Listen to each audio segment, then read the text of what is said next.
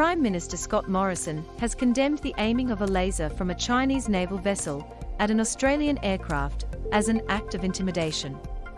The Australian Defence Force said in a statement that an Australian P-8A Poseidon aircraft detected that it was being illuminated by a laser coming from a People's Liberation Army Navy PLA-N ship in the Arafura Sea to the north of Australia on February 17.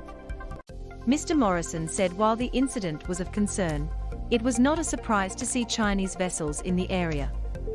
A Chinese Luyang-class guided missile destroyer left and Yuzhao-class amphibious transport dock vessel.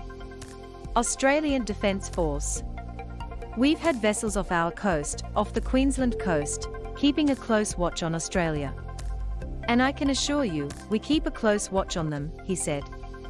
I am very concerned about the actions, though, of using the lasers on an Australian surveillance aircraft.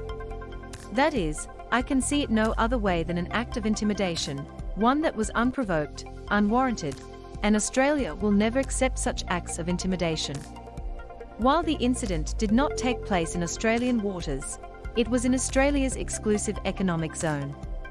Exclusive economic zones are international waters for the purpose of movement, but the nation to whom the zone belongs has special rights over the resources there.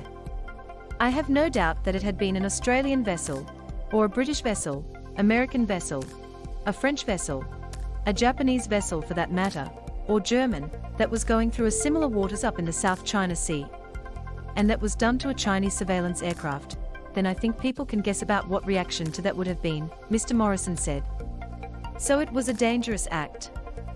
He said Australia was addressing the reckless and irresponsible act through diplomatic and defence channels. Countries with the highest military expenditure in the world. Acts like this have the potential to endanger lives, the ADF said in its statement.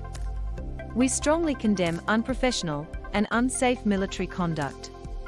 These actions could have endangered the safety and lives of the ADF personnel. Such actions are not in keeping with the standards we expect of professional militaries.